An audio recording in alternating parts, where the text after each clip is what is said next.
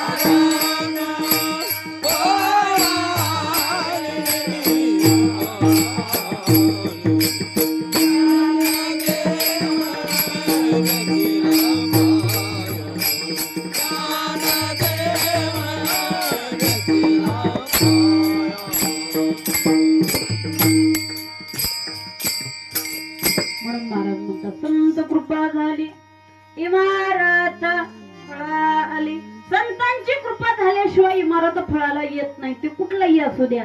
घरही बांधायचं म्हणलं तर आई वडिलांची पूर्वजांची कृपा असल्याशिवाय कुठलीच गोष्ट फळाला जात नाही बरं का. माणसाला वाटतं मी कमवणार आहे, मी करणार आहे, सगळं काही माझ्या हातावरती. कुठल्याही गोष्टीला पाठिंबा पाळता असणाऱ्या पूर्वीच्या लोकांच्या असलेल्या आशीर्वादाशिवाय कुठलीच गोष्ट होत नाही. समुद्राच्या वरती एक पितृलोक आहे. आपले पूर्वज जे असणारे सर्वजण आहेत की नाही, त्या पूर्वजांचे असणारे म्हणून तर वर्षातून एकदा आपल्याकडे एक महिना येतो बघा. त्याला कोणता महिना म्हणतात? पितृ. आणि आपल्याकडे त्याला माळाचा महिनाही म्हणून समजलं जातं की नाही. त्याच्यामध्ये एकच कार्य करावं लागतं. काय तर आपल्या असणारे घरात जे जे असणारे पहिल्याचे जे पितृ असणारे गेले त्यांना जीव घालावं लागतं की नाही. ते जर जीव घातले नाही तर आपल्याला काय लागतो? पितृदोष लागतो. मग एक ऐका, जिवंत असेपर्यंत जर पोटभर खाऊ घालून जर निवांत मेले तर पुन्हा पितृदोष करायला नाशिकला जायची गरज लागत नाही. तिथं जाऊन 10-10, 20-20 हजार खर्चून 3-3 दिवस तिथं कुठल्या तरी वट्यावरती झोपून यायची गरज लागत नाही. त्याच्यासाठी जिवंत आहे तोपर्यंत सेवा करायला शिका. कारण की जिवंत असेपर्यंत जर मन मोकळं करून गेले, कोणी असणारी निस्ती केश असणार आपल्या खिशाची पेन एखाद्या बँकेमध्ये जर माणूस गेला आणि एखाद्या शेजाऱ्यानं म्हटलं तर तुमचा चेक लिहायचा झालाय, 2 मिनिटं मला चेक लिहेपर्यंत 2 मिनिटं तुमची पेन द्या, तर माणूस त्याला 5 रुपयाची पेन द्यायला 10 वेळेस विचार करतो. जर ह्यानं लिहत जर पेन तिकडं घेऊन गेलं तर तो पण काढून आपल्या जवळ ठेवतून पेन तेवढी त्याला देतो. कारण की त्या टोपणासाठी तर पेन आपल्याकडे वापस येईल. मग एक काही का 5-50 एकर शेती असू द्या, घर असू द्या, 2 एकर असो, 4 एकर असो, 10 एकर असो, कुठल्याही कार्य आपल्यासाठी ज्यानं कमवलंय मग त्या माणसाला एका झटक्यामध्ये एवढं सगळं टाकून देऊन जाऊ वाटेल का? वाटत नाही की नाही. मग त्या माणसाची फक्त पाठीमाग एकच आशा आहे. कोणती? तर माझ्या पुढच्या पिढीनं मला असणारं वर्षातून एकदा तरी जीव घालावं.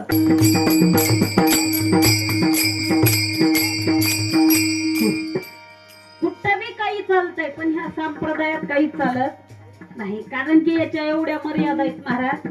याच्या एवढी मर्यादा जगाच्या पाठीवर दुसरं कुठंच नाही. कुठेही काही असू द्या, कुठलाही संप्रदाय किती जरी 10 संप्रदाय या वारकरी संप्रदायाचे पुढे आले तर कुठला संप्रदाय एवढा मोठाही होऊ शकत नाही आणि कुठला संप्रदाय या संप्रदायाच्या पुढे टिकू शकत नाही.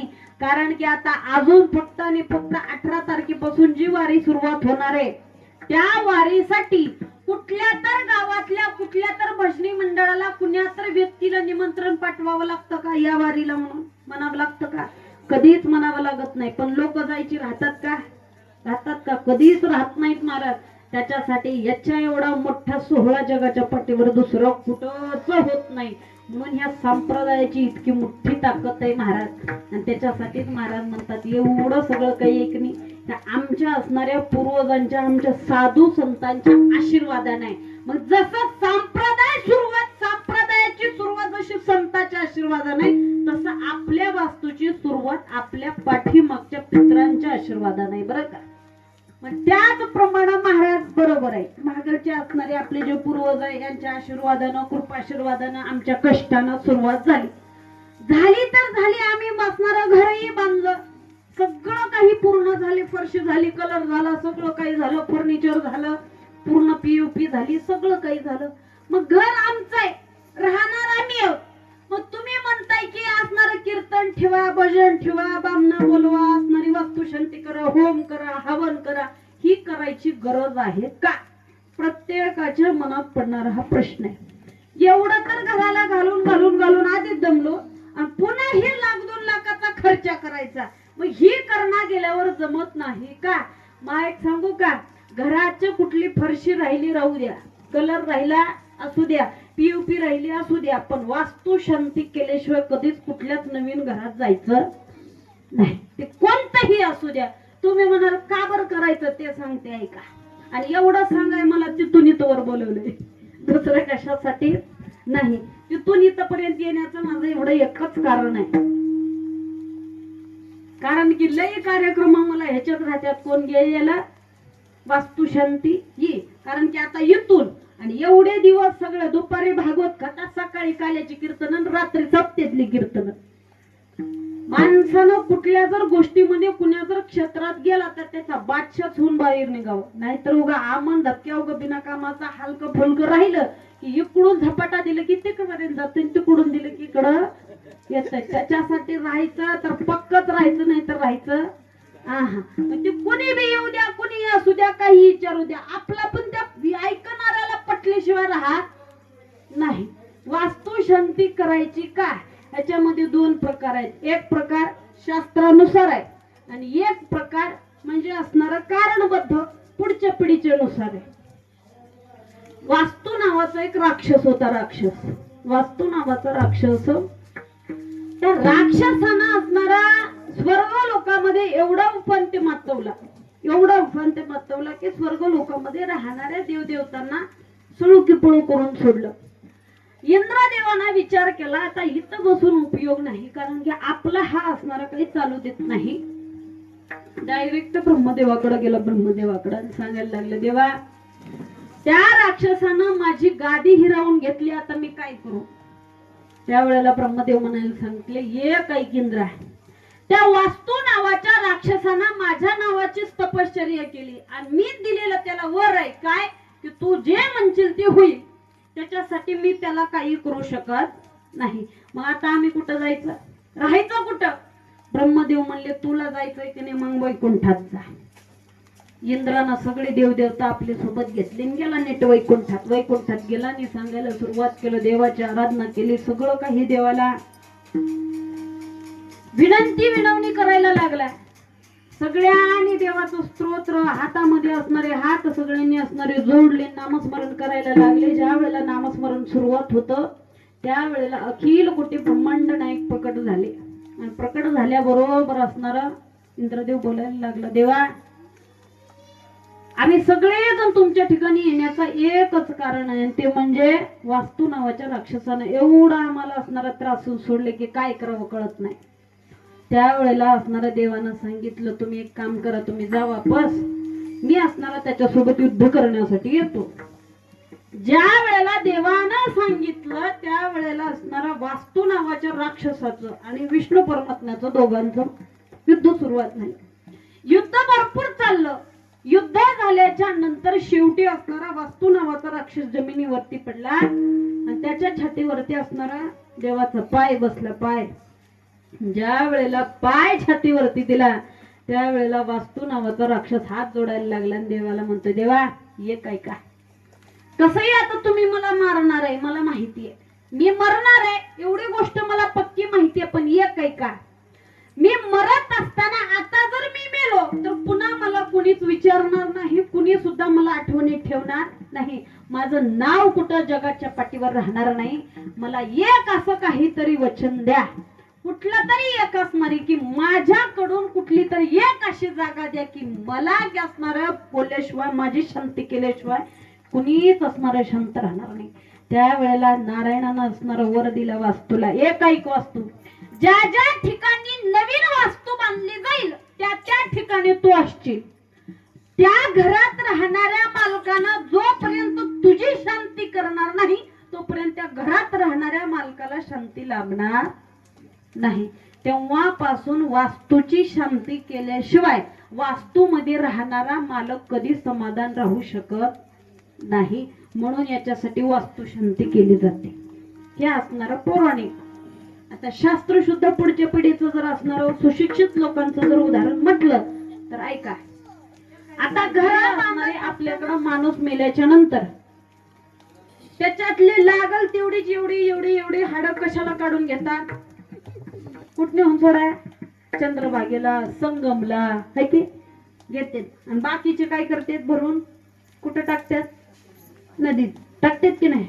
म्हणजे नदीमध्ये जी हाडं टाकलेली असतात ती पाण्याच्या प्रवाहानं असणारं वाहत वाहत वाहत त्याची बारीक बारीक बारीक कण होऊन जातात की नाही. मग सगळीच आत्मा असणारी निहून असणाऱ्या चंद्रभागेला सोडल्याच्या नंतर त्याला मुक्तता मिळते असं कधीच होत नाही. मग जे जे असणारे ज्याची ज्याची हाडं असणारे त्या वाळूमध्ये असणारे विरघळून आलेली असतात ते आपण जी वाळू आणतो की नाही त्या वाळूमध्ये त्याचे लहान लहान लहान कण आलेले असतात.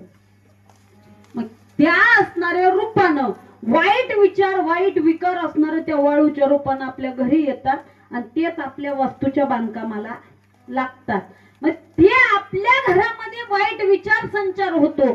त्याच्यासाठी असणारा आपण पहिल्यांदा घरात असणारा जात असताना त्या घरामध्ये राहायला जात असताना त्याच्यामध्ये असणार होम हवन विधी केल्याच्या नंतर त्या घरामध्ये शुद्धता होत असते आणि त्या घरामध्ये पूजा झाल्याच्या नंतर तो सगळ्या काही गोष्टी ब्राह्मण देवता प्रत्येक घरामध्ये सगळीकडे तुम्ही कुठं कुठं काय काय बांधलंय तिथपर्यंत आपणाला फिरवतो की नाही, सगळीकडे फिरवतात आणि त्या झाल्याच्या नंतर त्या घराची शांतता होते. कारण की वाईट विकार जर संचार करत असतील तर त्या मंत्रानं मुग्ध होऊन जातो घर आपलं. महाराज म्हणलं निष्ठा असणार मंत्र केले, होम हवन केलं, ब्राह्मणाला असणारं जीव घातलं, दक्षिणा दिला, सगळं काय झालं. मग तेवढंच करायचं की भजन करायची काही गरज आहे का? ते भजन करावं लागतं का? त्याच्यामधून जर एखादी काही जर कृती राहिली असेल तर या भजनामध्ये या टाळेमध्ये इतका प्रताप आहे, इतकी ताकद आहे की ह्या टाळपशी ह्या मृदंगापशी ह्या नामस्मरणापशी कुठलीच गोष्ट वाईट कुठलीच ठरू शकत नाही. त्याच्यासाठी असणारं हे भजन कीर्तन आपल्या घरात व्हावं. मग होम हवन झालं, भजन कीर्तन झालं, मग लोक जीव घालावीच लागतात का? लोकांना जीव घालायचं काय कारण आहे? काय गरज आहे लोक जीव घालायची? एक आहे का आयुष्यभरामध्ये असणारं काही करणं होईल करा, आग्रह न करा, पण वर्षातून एकदा तरी आपल्या घरामध्ये 5, 50, 100, 200, 400, 500 आपल्या हैसतीप्रमाणे एवढे तरी लोक आपल्या घरामध्ये उष्टावळी गाळून गेलीच पाहिजे महाराज. कारण की याच्या पाठीमाग एक कारण आहे आणि ते कोणतं? तर एक श्रीमंत राजा होता. राजा इतका श्रीमंत होता त्याला काही कमी नव्हतं. राजानं भरपूर लोकांना भरपूर वाटून दिलं, पण कधीच आपल्या घरामध्ये 4-2 लोक सुद्धा कधी पंक्तीला बसून जीव घातले नाहीत. एका दिवशी राजा मरण पावला. जगाच्या पाठीवर किती बी श्रीमंत असला तरी एक ना एक दिवस मरावंच लागते. राजा मरण पावला आणि तो राजा स्वर्ग लोकाला गेला. तिथं गेल्याच्या नंतर सगळ्यांच्या पंक्ती बसायला चालू झाल्या. राजाही जेवायला पंक्तीला बसला. सगळ्याला पंचपक्वानाचं जेवण जेवायला आलं, पण राजाला काही जेवायला कुणी वाढत नाही. राजा म्हणायला लागला, माझ्या बाजूला माझ्या पंक्तीत भिकारी बसलेत मला सगळ्याला मस्तपैकी नंबर 1चं जेवण मिळते, सगळेजण असे, मी राजा आहे राजा आणि मला जेवायला भेटत नाही. तळपायाची आग मस्तकाला गेली. डायरेक्ट ब्रह्मदेवाकडे गेला आणि म्हणायला चालू केलं, ओ म्हणलं ब्रह्मदेवा असला कसला न्याय म्हणला तुमचा? सगळे लोक सारखे एकाकडून बसले, सगळ्याला जेवायला मिळते, मग मला का नाही? त्यावेळेला ब्रह्मदेवानं असणारा राजाला सांगितलं, एक ऐक, तुझ्या आयुष्यामध्ये तुला भरपूर देवानं दिलं, पण तुला लोकांना द्यावंसं वाटलं नाही. सोबत तेवढं कमवलेलं मधून काही घेऊन आलास का राजा? काही घेऊन आलं नाहीस. मग एक ऐक, तू जर तुझ्या मृत्यू लोकांमध्ये असताना काही जरी लोक असणारे जीव घातले असते तर तुला इथं आल्यावर जेवायला मिळालं असतं. मग महाराज का बरं मला जेवायला मिळत नाही ते सांगा. महाराज म्हणले, तू कधीच आयुष्यात जीव घातला नाहीस म्हणून भेटत नाही.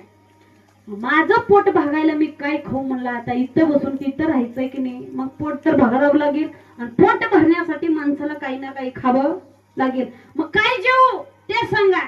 त्यावेळेला ब्रह्मदेवानं राजाला सांगितले, एक ऐक, मृत्यू लोकांमध्ये जो तुझं राजाचं शरीर होतं की नाही ते शरीर एका बेटावर पडले. तू रोज इथून जायचं, त्या शरीराचं मांस खायचं आणि पुन्हा वापस इथं स्वर्ग लोकाला यायचं. राजा म्हणला, येड्याव का काय ब्रह्मदेवा? माणूस काही खाऊ शकतो पण स्वतःचा मांस स्वतः खाऊ शकेल का? ब्रह्मदेव म्हणले, तुला पर्याय दुसरा कुठलाच नाही. जगायचंय की नाही, मग तेच करावं लागेल. इथं जेवायला मिळणार नाही. राजा रोज मृत्यू लोकात यायचा, ते स्वतःचं मांस खायचं आणि पुन्हा वापस स्वर्ग लोकाला जायचा. ईट आला ईट. राजाला वाटायला लागला, आज खाल्लोय आता उद्या कमी होईल. पण राजा जेवढं आज असणारं स्वतःचं शरीर खाऊन जायचा तेवढं उद्याच्याला वाढून बसायचा. रोज राजाचं तेच रुटीन चालू होती. एका दिवशी राजानं ब्रह्मदेवाला हात जोडले, देवा डोळ्यातून पाणी गळायला लागलं. काय म्हणला, असले काही न्याय असतो का? सांगा, किती दिवस खायचंय? कधीही असणारे माझ्या आयुष्यातलं हे नरक कुण्या दिवशी बंद पडेल ते सांगा. त्यावेळेला ब्रह्मदेव म्हणले, ऐक, तू मांस खात असताना ज्या दिवशी तुला अगस्त्य ऋषींचं दर्शन होईल त्या दिवशी तुझं हे असणारं खाणं बंद पडेल. एक दिवस असणारा स्वतःच प्रेत खात असताना अगस्त्य ऋषी समोरून आले. साष्टांग दंडवत राजानं असणारा अगस्त्य ऋषींच्या माळा असणाऱ्या चरणावरती घातला. अगस्त्य ऋषीने आशीर्वाद दिला आणि त्यावेळेला त्या राजानं आपल्या हातातलं सुवर्णाचं कड अगस्त्य ऋषींना दिलतं आणि त्या अगस्त्य ऋषींनी ते सुवर्णाचं कड असणार रामाकडं दिलं, महाराज रामाकडं. आणि त्यावेळेला असणारा तो राजा स्वर्गलोकात गेला. राजाला त्यावेळेला स्वर्गलोकात जेवायला मिळालं. म्हणून एकच सांगणार, देव देतो, मोजकं जरी दिला असेल पण त्यातलं काही ना काही दुसऱ्यासाठी देत असतो. मग जमल तेवढा असणारा आपल्या हातून दुसऱ्याला अन्नदान घालावं. कुणाच्या रूपानं कोण जीवन जाईल काही सांगता येत नाही. म्हणून होम हवन करणं पहिली गोष्ट आहे. होम हवनाच्या नंतर भजन कीर्तन जमत असेल तर करावं, दुसरी गोष्ट. आणि 4 तरी लोक घरामध्ये जास्त जर होत नसेल तर लहान लहान लेकरं बाळ तरी खीर करून जेवू घालावी, ही तिसरी गोष्ट. या तिन्ही गोष्टी केल्याशिवाय कधीच नवीन वास्तूमध्ये एंट्री करायची नाही. विठ्ठल विठ्ठल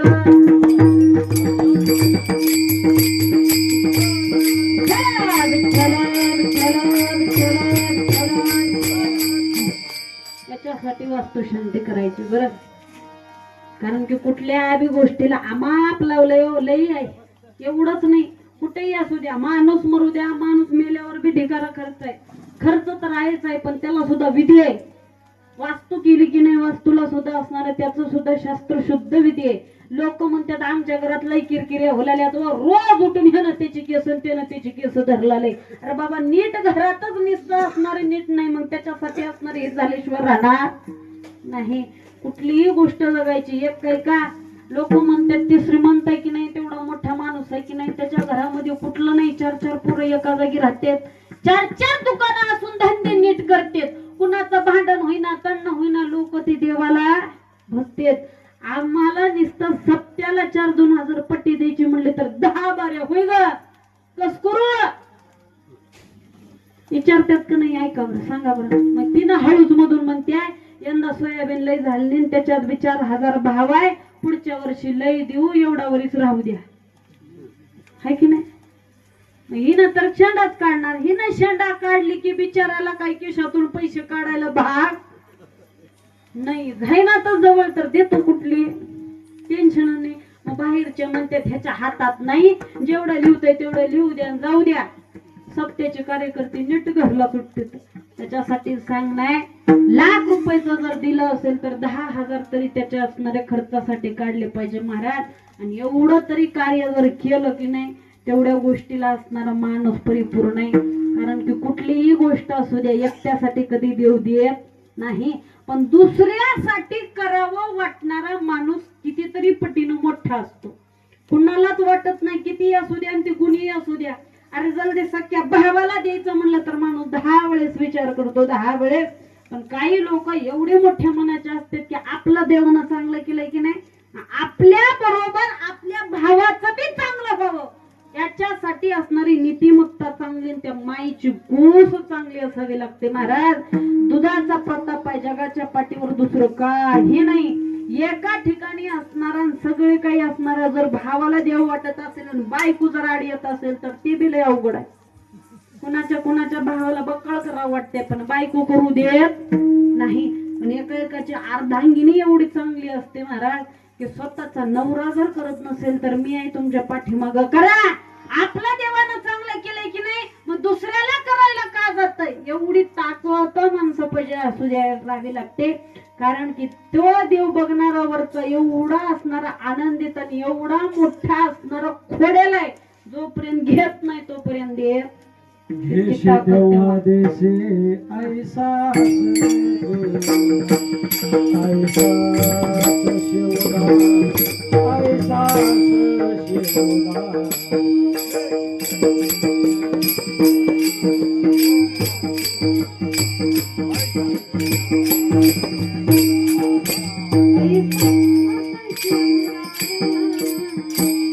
जवळ घेत नाही की नाही, तवर कधीच देत नाही महाराज. इतका जोपर्यंत करत नाही तोपर्यंत त्याला देत नाही की नाही तोपर्यंत इथलं बी काम चालू करत नाही. कारण की काही लोकांना एक सवय असते, कुठलंही चांगलं कार्य करत असताना पहिल्यांदा आपला गुरु पकडतात आणि दुसरी गोष्ट देवाचं नामस्मरण. आणि सगळ्यात मोठी गोष्ट, जोपर्यंत गुरुला आपण महत्व देत नाही तोपर्यंत आपल्याला कोणी खात नाही. आपल्यापेक्षा देव सुद्धा, स्वतःपेक्षा सुद्धा गुरुला महत्व देतो. कारण की देवापेक्षा सुद्धा संतांच्या असणाऱ्या गोष्टीमध्ये ताकद मोठी आहे महाराज. आणि गुरुमध्ये इतकी ताकद आहे, इतकी ताकद आहे, त्याला जर धरून राहिलं तर जगाच्या पाठीवर देवाची सुद्धा आपल्याला गरज पडणार नाही. त्या देवाला सुद्धा अशक्य गोष्ट शक्य करून द्यावी लागेल, इतकी ताकद गुरुच्या चरणात आहे. आणि म्हणूनच असणाऱ्या या बहिणाबाई बोलतात, हा अभंगच असणारा बहिणाबाईचा आहे.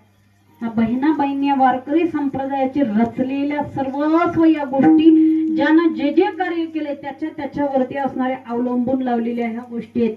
आणि म्हणूनच असणारे त्या बहिणाबाई म्हणतात, ह्या संतांची कृपा झाली म्हणूनच असणारी ही इमारत फळाला आली आहे. पण इमारत फळाला येण्यासाठी पहिल्यांदा घर चालू करायला डायरेक्ट बांधायला जमत नाही, त्याचा पाया खंदावा लागतो. मग पाया खणल्याशिवाय वरचं घर थांबत नाही. कार्य करायचं म्हणलं की कृती करावीच लागते. मग महाराज एक सांगा, तुम्ही म्हणताय सगळ्या गोष्टी वास्तुशांती करावी, अमकं करावं तमकं करावं, हे केल्याशिवाय जमतच नाही. अशा सगळ्या कार्य होण्यासाठी मग आम्ही एक देव सोडला एक देव धरला जमल का? जमना. ज्या देवापाशी जे भेटतं त्याच देवापाशी जावं लागतं. पैसे कमी पडले, ज्याच्यापाशी कधीच खायला 2 दिवसाचा मोहताज आहे त्याच्याकडे जावं का सावकाराकडे जावं? पैसे जर घर बांधाय कमी पडले, सावकारापाशी जावं का ज्याच्याकडे खायला काही नाही त्याच्याकडे जावं? सावकाराकडे जावं लागतो. मग इथं बी तशीच कृती आहे. महाराज म्हणले ज्याच्यापाशी जे जमतं, पहिल्यांदा कुठलंही चांगलं कार्य करत असताना कुणाला नारळ फोडते? तुम्ही विचार करून या, मी चहा पिऊन येते तोवर. जमतंय का? गणपतीला नारळ फोडणं चालू सुरुवात करतो की नाही? मग तसंच आहे, कुठलंही कार्य करत असताना दुसऱ्या देवाला आणतो का आपण आधी? आणतो का? नाही की नाही? मग ज्याच्यापाशी जे मिळतं त्याच देवाला आधी असणार, त्यालाच अगोदर पकडावं लागतं. तुम्ही असं समजायला नाही म्हणलं तर समजण्यासाठी उदाहरण सांगते, लक्षात दिलंय का? विठ्ठला विठ्ठला.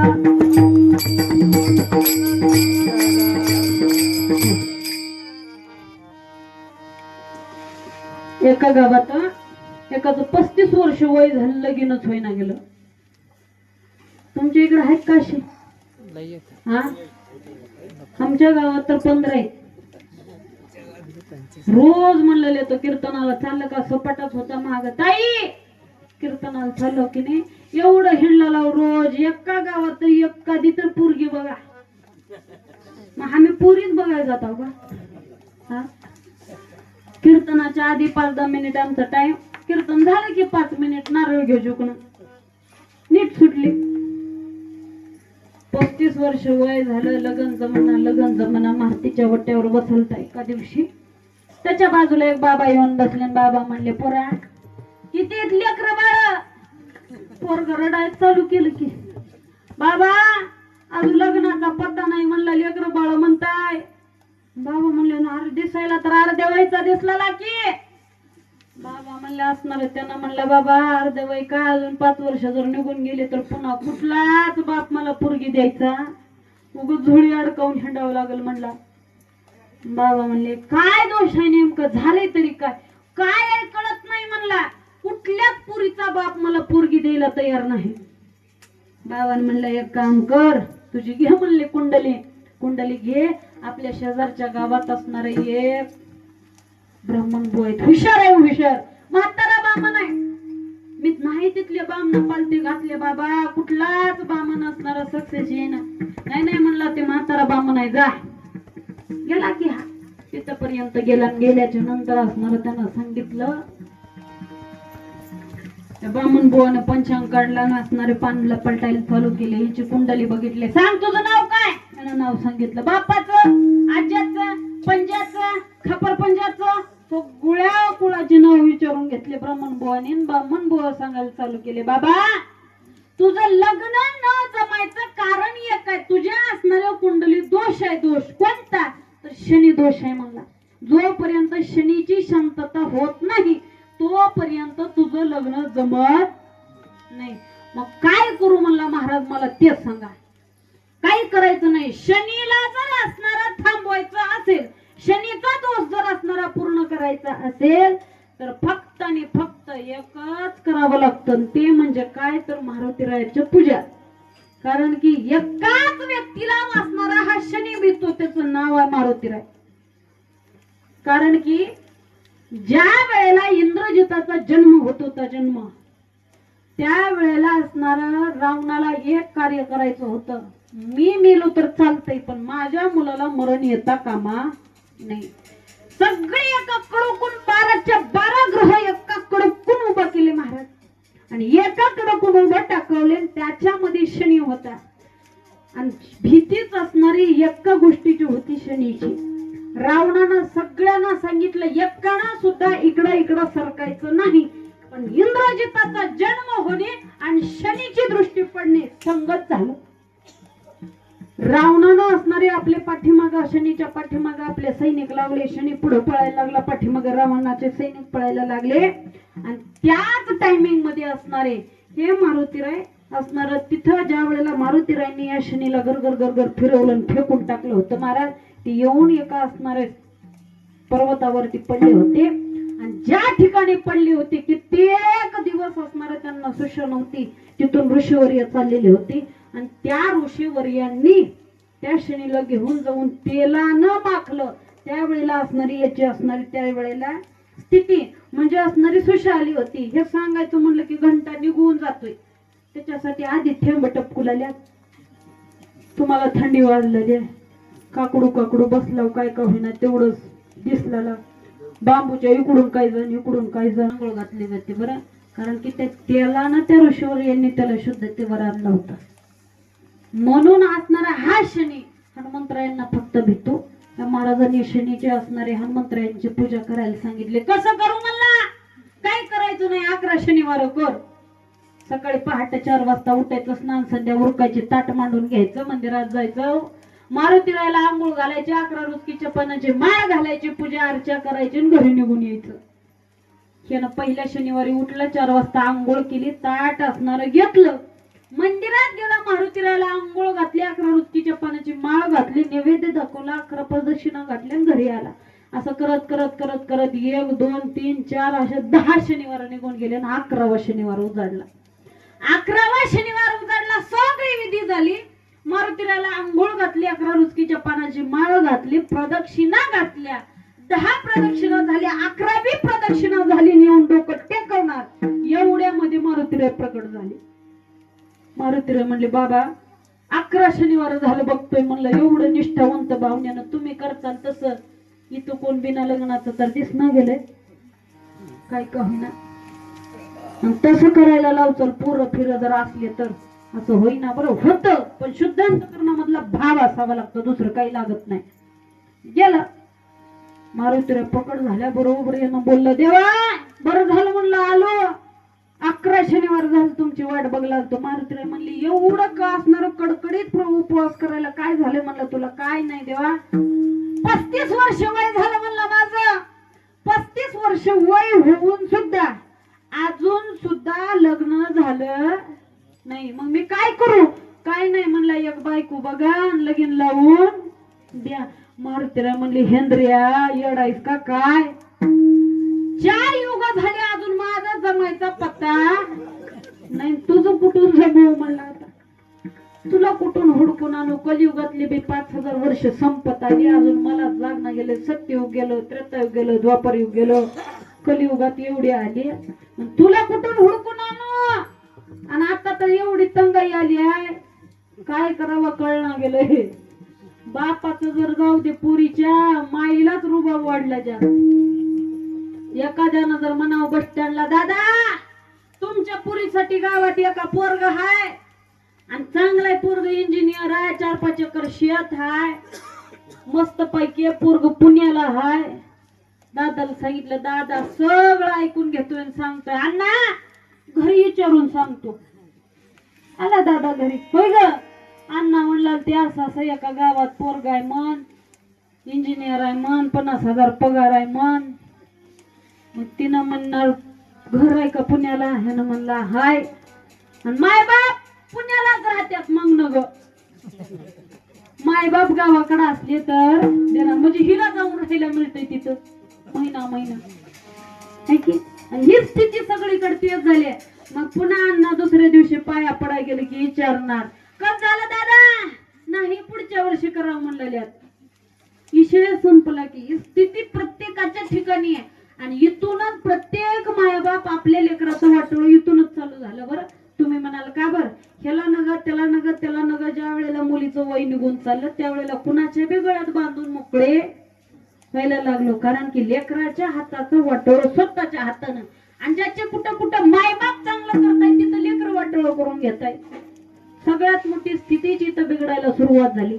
तुम्ही किती घरं बांधले, किती एकर शेती घेतली, किती फलाट घेतले ह्याला महत्व नाही, पण लेकर कशी निघाली याला मात्र मोठं महत्व आहे. बरं का, काही करता येईल करा, अगर न करा, पण लेकरांवरती जन्मल्यापासून लक्ष ठेवा.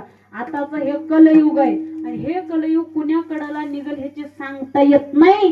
कारण की साधू संतांनी आधीचे ज्या बंगले लिहून ठेवले, कारण की ह्या कलियुगाच्या शेवटी तर याची स्थिती एवढी बिघडणार आहे काही कळत नाही. बरं का, कारण की या कलयुगाची रचना प्रत्येक युगाची रचनाच अशी आहे. पहिला युग कोणता होता? हा, सत्य युग पहिलं होतं. एक आहे का, त्या सत्य युगामध्ये माणसाला किती लाख वर्ष आयुष्य होतं? आयुष्य वर्ष किती होते? किती होते? 1 लाख वर्ष आयुष्य होतं. कधी? सत्ययुगात. बरं, ज्या वेळेला सत्ययुगात माणसाला 1 लाख वर्ष आयुष्य होते की नाही, त्यावेळेला त्या माणसाची उंची 28 हात होती. 28 हात त्याच माणसाची. बरं, आपल्या हातानं नाही तर त्याच्याच हातानं 28 हात उंची होती. मग त्याच्यानंतर सत्ययुगाच्या नंतर कोणतं युग येतं? त्रेतायुग. त्या त्रेतायुगामध्ये त्या 1 लाखातला 1 शून्य कमी झालं. किती राहिले? 10,000. त्याच्यामधले त्या त्रेतायुगामध्ये त्या माणसाची उंची त्या 28च्या अर्धी झाली. किती? 14 हाताचा माणूस झाला. 14 हाताचा. पुन्हा द्वापार युग आलं. त्या द्वापार युगामध्ये त्या 10,000तलं 1 शून्य कमी झालं. किती राहिलं माणसाचं आयुष्य? 1000 वर्ष. आणि त्या 1000 वर्षाच्या आयुष्यात 14ची अर्धी असणारी माणसाची उंची झाली. म्हणजे किती? 7 हाताचा माणूस झाला. आणि कलयुगामध्ये त्या 1000तलं 1 शून्य कमी झालं. किती राहिले? 100. त्या 100तल्या असणारा ह्या माणसाचं कलियुगातलं आयुष्य आणि त्या 7च्या अर्धी माणसाची उंची झाली. किती? 3.5 हात. आता प्रत्येक जण मेजा स्वतःच्या हातानं स्वतःचं शरीर मेजा. तुमचं 3.5 हातच भरलं महाराज. आणि याच्यामध्ये कलियुगाच्या शेवटी माणसाचं वय वर्ष असणार 1 शून्य कमी होणार आहे. किती राहतील? किती होईल? 10. त्याच्यामध्ये 12.5 वर्ष आयुष्य शेवटचं माणसाचं आहे. कारण की त्या वेळेला माणसाची उंची ह्या 3.5 हाताच्या अर्धी होईल. त्याला सांगितलं जातं 3 फुटाचा माणूस होणार आहे त्यावेळेला. बरं, आणि ही स्थिती आहे कारण की एका असणारा महाराजांचा अभंग आहे. त्याच्यामध्ये ह्याच्यातली अर्धी असणारी किती होती? 3.5 हाताच्या अर्ध किती होतं? 2.25 फूट का 3.25 फूट काहीतरी होतो. त्याच्यामध्ये असणारी शेवटी असणारी उंची आहे. बरं, कारण की त्या वेळेला माणसाची असणारी 5 वर्षाची मुलगी गर्भीण होईल अशी अवस्था असणारी सांगितलेली आहे. आणि त्याच्यामध्ये म्हणतात बरं एवढी स्थिती बिघडून जाणार आहे कलयुगाचा असणारी पुढची वेळ आहे. आणि त्या हनुमंतरायनं सांगून टाकलं बाबा हे कलयुग आहे रे, आता मुलगी मिळेल याची शक्यता नाही आणि मुलगी शोधून तुझं लग्न लावून दे सारखा मला जमत नाही, हे कामच माझं नाही. त्यानं म्हणला मग का करू? 35 वर्ष झाल्यात म्हणला, तुमच्या 11 शनिवार करायला माझे एवढे दिवस निघून गेले, एवढे आठवडे गेले, एवढे महिने गेले म्हणला. अजून दुसरा दिवस जर शोधायला सुरुवात केलं तर आयुष्य संपून जाईल. हनुमंतराय तुम्हीच काय तर करून द्या. महाराज म्हणले रड नको. म्हणलं एक ऐक, पत्र लिहिलं खरखर आणि हनुमंतरायांनी पत्र लिहिलं आणि ते पत्र ह्याच्या हातात दिलं आणि सांगितलं मी जरी तुला मुलगी शोधून तुझं लग्न लावू देत नसेल तर माझे गुरु याचे अधिकारी आहेत. म्हणला जा कुठं? तर माझ्या देवापाशी जा. कुणापाशी? तर रामाकडं गेला. रामाच्या असणार घरी गेला, ठोठावलं, उधार काढलं, विचारलं. त्यानं पत्र हातामध्ये दिला, सगळं मजकूर हे वाचला आणि हनुमंतरायांनी पत्रामध्ये मजकूर लिहिलेलं होतं, देवा त्याचं 35 वर्ष वय झालंय, अजून लग्न होत नाही, तुम्ही याच्यासाठी एक चांगली मुलगी शोधा आणि याचं लग्न लावून द्या. ज्या वेळेला असणारा त्यांनी सांगितलं, सगळं काही मजकूर देवानं वाचलं आणि देवानं सांगितलं 8 दिवसाच्या नंतर ये तुझं लग्न लावून देतो. देवानं पोरगी शोधली, 8 दिवसाच्या नंतर याचं लग्न लावून दिलं. आता याचं लग्न 35 वर्षाच्या बाद झालं. यानं लग्न झालं, वारं निघाल्या बरोबर बायकोला घेतलं मुंबईला फिरायला गेलं. फिरायला तर एवढी दिवसाची जमापुंजी केलेली खर्चायचं कुठे, ह्याला चिंता पडेल ती, गेला फिरायला. मस्त पैकी गेलो, सगळी मुंबई फिरून झाली. आलं बस स्टँडला आलं. तिथं काय आपल्यावणी होतं होई, एक बस यायची जायची, दुसरी यायची जायची. तिथं किती बसा थांबलेला, ह्यानं एका बस मध्ये चढलं, बायको एका बस मध्ये चढलं. त्यानं सगळं बस स्टँड पर्यंत घातलं, बायको काही सापडणार, काय करावं कळत नाही. त्यानं म्हणला शोधून शोधून शोधून शोधून बायको सापडणार. तिनं दुसऱ्याच बस मध्ये ती चढून निघून गेली. त्यानं रडायला लागला, रडायला, पुन्हा रडत रडत रडत रामाच्या दारात, देवा देव म्हणले महिनाच झालं लगीन लावून, अजून रडाय का झाला, आधी बी रडला तसंच आता बी रडला असं. लोकांची तीच स्थिती आहे, ज्याचं लगीन झाली ती बी रडलाल्या आणि ज्याचं झाले ती बी रडलेल्या. बरं, पण अगोदर असणारी स्थिती अवघड आहे. आधी होईना म्हणून रडल्या, पुन्हा झालंय म्हणून, आणि झालेल्या वाला बायको काही असणारे हे काम करायचं नाही, त्याच्या संग जायचं नाही, तिथं बसायचं नाही म्हणून रडलेले. आणि पहिल्यांदाचे कुणीच सांगायला नाही म्हणून त्यानं म्हणला काय झालं, काय नाही म्हणला, बायको तुम्ही लग्न लावून दिलं, खरंय लग्न लावून दिलं, मुंबईला गेलो, फिरणं झालं, येताना बायको एका मध्ये बस मध्ये चढली, मी एका बस मध्ये चढलो, बायको बस स्टँडवर हुकली. म्हणला आता कसं करू, महाराज देव म्हणले मग मी काय करू, काय नाही म्हणला, तेवढी बायको हुडकून आणून द्या.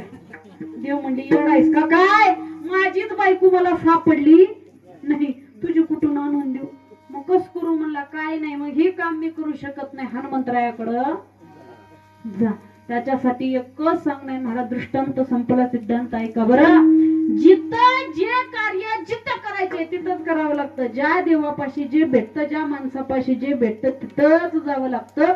म्हणून असणारे हे बहिणाबाई म्हणतात, अरे ह्याला पाया रचणारा व्यक्ती पाहिजे होता, कारण की पाया रचणं हे सोपं नाही. आणि या वारकरी संप्रदायाचा पाया रचणारे एकच असणारे महामेरू, कारण की असणारा एक ज्ञानाचा दिवा लावणारे ते म्हणजे असणारे ज्ञानेश्वर महाराज. कारण की तेवढा त्रास सहन केला, पण या वारकरी संप्रदायाचा पाया रचूनच गेले महाराज. अरे 22व्या वर्षी असणारी समाधी घेणारे ज्ञानोबराय, या ज्ञानोबरायांनी 22 वर्षाची पोरं आमची नेमकं अजून बोंबलं थिंडायला चालू केली, पण वयाच्या 16व्या वर्षी ज्ञानेश्वरी लिहिली. इतका वारकरी संप्रदायाचा असणारा या प्रताप आहे. आणि त्याच्यासाठी 22व्या वर्षी असणारी ज्यांनी समाधी घेतली, हा वारकरी संप्रदाय ज्यांनी 16व्या वर्षी सुरुवात केला, प्रसार करण्यामध्ये ज्यांनी मदत केली, म्हणून त्या बहिणाबाई म्हणतात, अरे ज्ञान देवी रचिला पाया उभारिले देवालया. आणि या ज्ञानोबरांनी जरी पाया रचला, मग महाराज नुसतं पाया रचून जमत नाही, वरी पिल्लर उभा करावं लागतं, भिंती घ्याव्या लागतात, खिडक्या सोडाव्या लागतात, चौकटी बसवाव्या लागतात, ही कोण करायचं, काही नाही म्हणलं, मधले बांधकाम सळी उभा कुणी करायची. मग त्याचं काम ज्ञानोबरायांच्या नंतर नामदेव महाराजांनी प्रसार करायला सुरुवात केली. इथून तिथं, तिथून तिथं, तिथून तिथं, तिथून तिथं या वारकरी संप्रदायाचा प्रसार केला. प्रसार वारकरी संप्रदायाचा प्रसार करणारे नामदेव महाराज, नामातयाचा किंकर जेने केला हा विस्तार. महाराज म्हणलं एवढं सगळं काही असणार पसरलं की नाही, मग एक सांगा, मग खांब असणार याला असणारे सगळ्या काही गोष्टी झाल्या हो. आता नेंटे शिवाय जमत नाही, मग जनार्दन एक नातं खांब दिला भागवत. आणि त्याच्यानंतर महाराज म्हणतात सगळं काही झालं, आता कळस काढायचं, स्लॅब टाकला की सगळं काही होतं.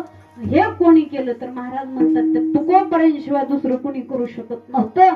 नामदेव महाराजांचे राहिलेले अभंग पूर्ण करण्यासाठी हे जगद्गुरु तुकोबराय आले. आणि म्हणून महाराज म्हणतात याच असणार सगळं काही कळस काढणारी एकमेव म्हणजे तुकोबराय अभंगाच्या शेवटीच्या. तुका झाला से कळस, आय तुका झाला से कळस, तुका झाला से कळस, तुका झाला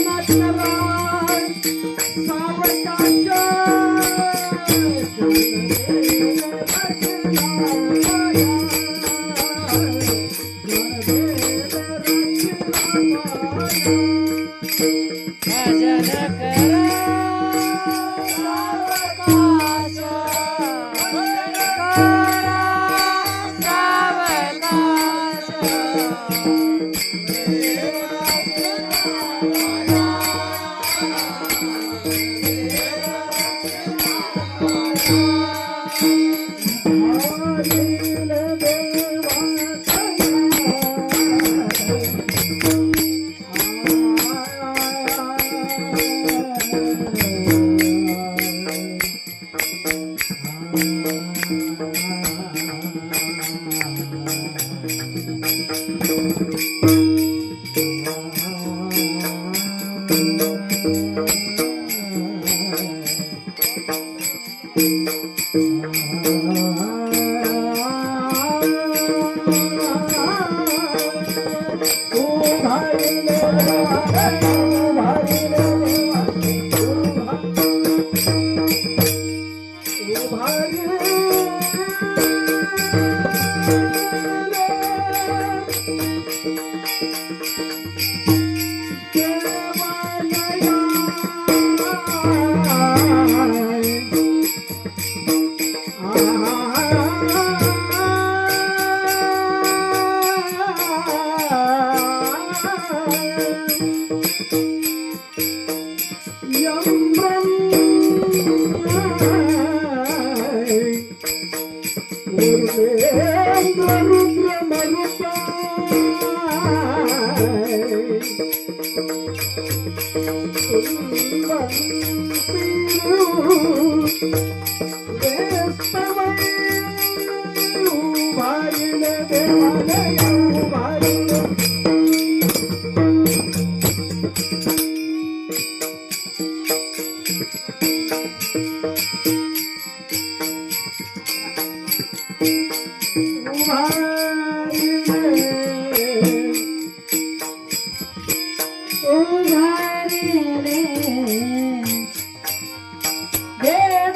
करा सावकाश, भजन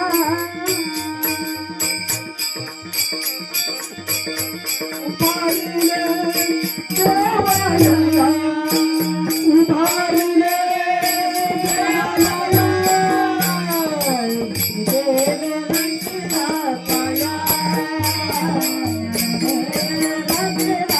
सावकाश.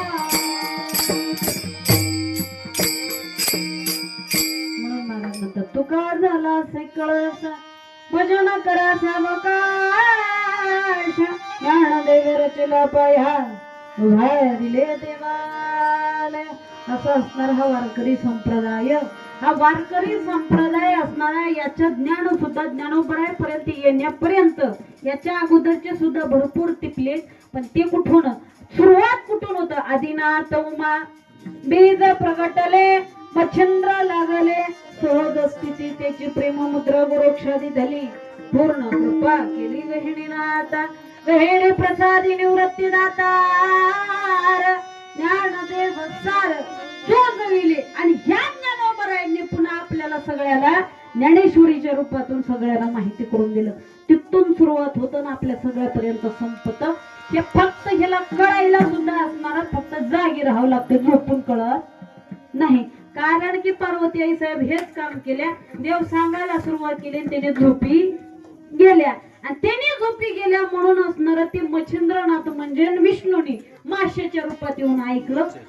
ऐकताना ऐकण्याच्या आधी सूक्ष्म रूपानं आले, पण ऐकल्यावर घमंड झाला, जास्त अभिमान आला. माशाचं पोट फाडून बाहेर आले. त्याच माशानं पुन्हा चंद्रभागेच्या कडेला उभं टाकल्याच्या नंतर कान धरले. अजून सुद्धा देवाचे कानातले कुंडल माशाचे बघा आहेत की नाही. त्याच्यासाठीच असणार ते सगळं ऐकायला बी जवळ लय जागी राहून ऐकावं लागतंय. आणि सांगणाऱ्याला बी सगळं वातावरण हवं लागतंय. पण तरी सुद्धा असणार होता होईल तेवढं सांगण्याचा प्रयत्न केला. सगळं काही असणाऱ्या गोष्टी सगळं करत असताना कुठल्याही स्थितीला, म्हणून महाराज म्हणतात एवढा असणाऱ्या ह्या वारकरी संप्रदायाचा, याच्यासारखा संप्रदाय जगाच्या पाठीवर होणे नाही. कितीही संप्रदाय येतील पण याच्या पुढे टिकणंही नाही. आणि याच्यावरती असणारा एवढं जोपासण्यापुरता असणारे एवढे सोही होऊ सुद्धा शकत नाही. पण आमच्यातलेच आम्ही एकमेकाला नीट धरून नाही म्हणून आमची स्थिती बेकार आहे. तुम्ही म्हणाला असं का बर? जम्मू मध्ये परवा जो असणार आहे त्याच्यापासूनच हे युद्ध सुरुवात झालं की नाही. त्या ठिकाणी असणाऱ्या लोकांना एकच प्रश्न विचारला, कोणता? तुमची जात कोणती विचारली का? विचारली नाही. फक्त तुमचा धर्म कोणता आहे. लोकांनी खोटा जरी सांगितला तरी सुद्धा कमरेचा कडदोडा बघून लोकांनी मारलं. कारण की लोकांना विश्वास आहे की हे जर हिंदू असतील तर ह्यांच्या कमरेला कडदोडा राहावाच लागतो. कडदोडे बघून मारले हो तरी सुद्धा आम्हाला अजून आखली आल्या नाही. तरी सुद्धा आम्हाला कपाळाला टीका लावायची ध्यान येत नाही. तरी सुद्धा आम्हाला नेमकं काय करावं, किती एकमेकाला धरून राहावं याची समज सुद्धा नाही. आम्ही नुसते सख्या भावाला भाऊ नीट नाही, बाकीच्यांचा तर विषयच नाही. म्हणूनच स्थिती एवढी बेकार आहे. ह्याच्यावर मला लई बोलायला येतंय पण का करावं आता. कारण की हे कामच आहे महाराज आमचं वारकरी संप्रदायाच्या याच्यानं. तर लोक दुसरीकडे तर कुठं ऐकणार, आमचं तर ऐकतील म्हणून एवढा कळवळ आहे. पण ऐकतील की नाही ह्याची गॅरंटी नाही. त्याच्यासाठी आपल्या लेकराला झोता होईल तेवढं पुढच्या पिढीतल्या लोकांनी होता होईल तेवढं इकडे घेऊन येण्याचा प्रयत्न करा. सनातन धर्म जर टिकवायचा असेल तर आपले दोनच वाणितिनीचे जरी असतील, कलेक्टर करा, इंजिनियर करा, नाही ते पदाधिकारी करा, पण आधी इकडं आणा. पण एक सांगू, जिथं भजन आहे तिथंच भोजन आहे. कुठं मिळेल की नाही याचे सांगता येत नाही, पण इथं मिळाल्याशिवाय राहत नाही. एवढी ताकद या वारकरी संप्रदायात आहे. म्हणून कुठलंही करा. सगळे आता PSI अधिकारी सगळेजणच व्हायचं म्हणल्यावर इकडं कोण येणार आहे? ह्याच्यात येण्यासाठी इकडे इथं येणारा किती बी मोठा पदाधिकारी असू द्या, पाया पडून बसल्याशिवाय राहत इतकी ताकद या संप्रदायाची आहे. म्हणूनच एकच म्हणाय. तुम्ही म्हणाला असं का बरं म्हणताय? पंतप्रधान मोदीची असणारी सभा असू द्या, करोड लोक असणारे तिथपर्यंत यावं.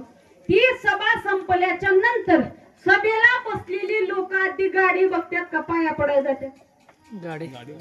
गाडी बघतात. आणि तिथं जिंदरीकडचं कीर्तन असू द्या, पाया पडायला जातात का गाडीकडे जातात? पाया पडायला जातात की. मग इतकी ताकद ह्या संप्रदायात आहे बरं. म्हणूनच विचार करा, लोकांना काय वाटतंय देवजाने. तुम्हाला वाटत असेल की तिकडं असणारं लोक मोठं होतं, घर बांधतं, सगळं करतं. ह्याच्या एवढं कुठंच नाही. याच्यात मानही आहे, सम्मानही आहे, सगळ्या गोष्टी असणाऱ्या जेवढ्या याच्यात आहेत तेवढं दुसरीकडे कुठंच नाही. आणि ज्याच्या गळ्यात तुळशीची माळ सध्या दिसते की नाही पोराच्या, त्या पोराला प्रॉपर्टी जरी कमी असेल तर कुठल्याही पोरीचा बाप त्या पोराला पोरगी द्यायला तयार आहे. महाराज इतकी ताकद त्या माळत आणि कपाळावरती असलेल्या गंधात आहे. कारण की एक असणार कुठल्या बी महिला बापाला एकच सांगणे, अरे गरीबाच्या घरी बांधा पण आपलं लेकरू सुखातच घरला आलं पाहिजे. महाराज लई मोठं श्रीमंत बघायला जायचं नाही. आप एवढं आयुष्यभर लेकरासाठी कमवलं, उद्याच्याला त्या लेकराला जर हाताना नीट नीव घेऊन जर खायला मिळत नसेल तर तुमच्या दिलेल्या प्रॉपर्टीला काहीच उपयोग नाही. काय काडी लावायचे का जाळायचे? किती बी श्रीमंत असला तर भाजीन भाकरच खातो, गरीब बी असला तर भाजीन भाकरच खातो की नाही. काय बदलून तर दुसरं खात नाही. जोडीदार चांगला असला आयुष्यात, घरातले माणसं चांगले असले, 2 एकर क्षेत्र राहू द्या, सुकान करून खातील, झोपडीतच असू द्या, 10 मजली बिल्डिंगची गरज लागत नाही. आणि म्हणूनच असणार हे सांगण्यासाठीच एवढं काही आहे, कीर्तन भजन सगळ्या काही गोष्टीच एवढ्या गोष्टीसाठी आहेत, म्हणूनच एवढं एक आहे. किती जरी संप्रदायावरती असणारे काही जरी म्हणणारी लोक आली, शेवटी माफी मागितल्याशिवाय राहत नाही. सध्या असणारे वसंत गडकर महाराजांनी एकच सांगितलं होतं, काय एकच बोलून गेले महाराज. कारण म्हणतात की देवाशी गेले नाही, देव असणार तुकोबरायांनी काय असं वैकुंठाला गेले नाही, तुकोबरा इथंच मेले. पण एक आहे का, जे साधू संत विमानामध्ये बसून वैकुंठाला गेल्याच्या नंतर सुद्धा पुन्हा आपल्या लेकीला भेटायला येऊ शकतात, पुन्हा असणारा संताजी तेल्यांना असणारा मुठमाती करण्यासाठी येऊ शकतात, निळोबरायांना असणारा अनुग्रह देण्यासाठी येऊ शकतात. मग पुन्हा लोकांनी बघितलं की नाही, ह्या तुकोबरायांच्या येण्यावरती जाण्यावरती विश्वास आहे, मग मरण पावलेला व्यक्ती येऊ शकतो का? नाही. त्याच्यासाठी या सगळ्या जन्म मरणाच्या परे असणारे ते जगद्गुरु तुकोबर आहेत. आणि म्हणूनच असणारे एवढं स्थितीच असणारे त्यांचे महाराज. साधू संत जे करू शकतात आपण करू शकत नाही. त्याच्यासाठी संतांच्या कृपेनं, यांच्या पूर्वजांच्या स्थितीनं, पूर्वजांच्या कृपा आशीर्वादानं बनलेली ही वास्तू असणार.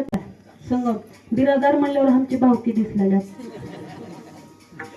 आम्ही बी बिरादार, हे बी बिरादार. आता येणी म्हणतील बिरादाराव कोणी भाव केव की मग ऐकी प्रकारची वास्तू तयार झाली. आणि होता होईल तेवढं सगळं शास्त्रयुक्त ही पद्धत आहे. कीर्तनाच्या माध्यमातून भजनही आहे, सगळ्या काही गोष्टीनं असणारे आणि अन्नदान सगळ्या गोष्टीतून परिपूर्ण पूर्ण पार करूनच असणारे त्यांनी असणारे वास्तूमध्ये प्रवेश केलाय.